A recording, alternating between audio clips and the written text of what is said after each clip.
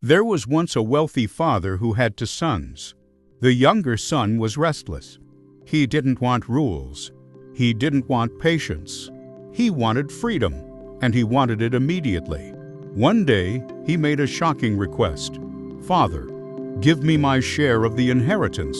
In that culture, asking for an inheritance early was almost like wishing your father dead.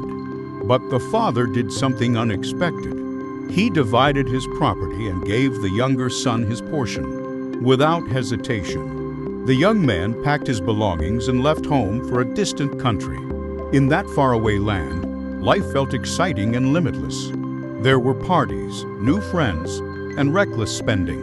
Money flowed easily, and for a while he felt powerful and independent. He thought this was real freedom. But pleasure does not last forever. Slowly, the money ran out.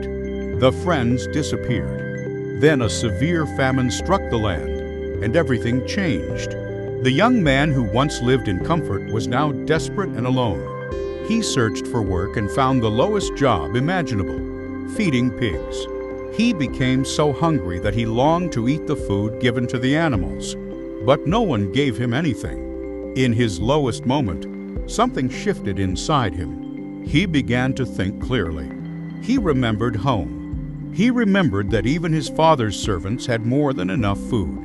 And he said to himself, "I will arise and go to my father. I will say to him, 'Father, I have sinned against heaven and before you. I am no longer worthy to be called your son.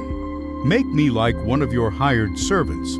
He wasn't expecting restoration. He wasn't expecting celebration.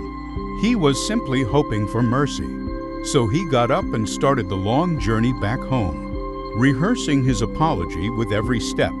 But while he was still far off in the distance, his father saw him. That means the father had been watching, waiting, hoping for his son's return.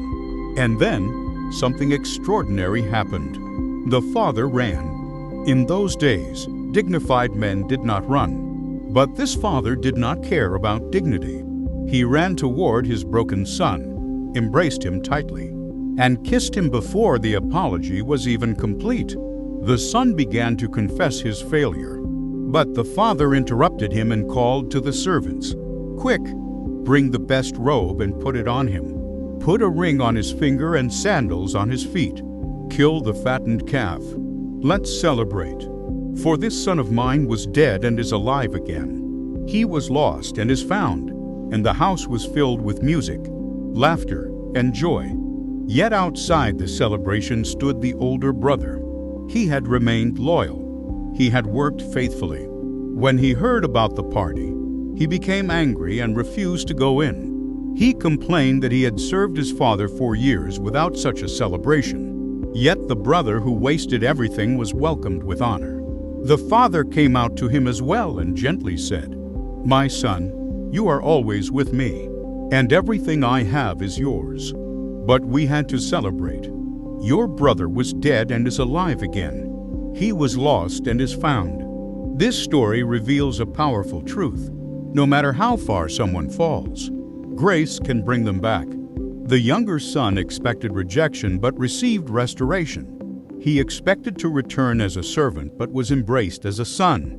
It is a story of mercy greater than mistakes and love stronger than shame.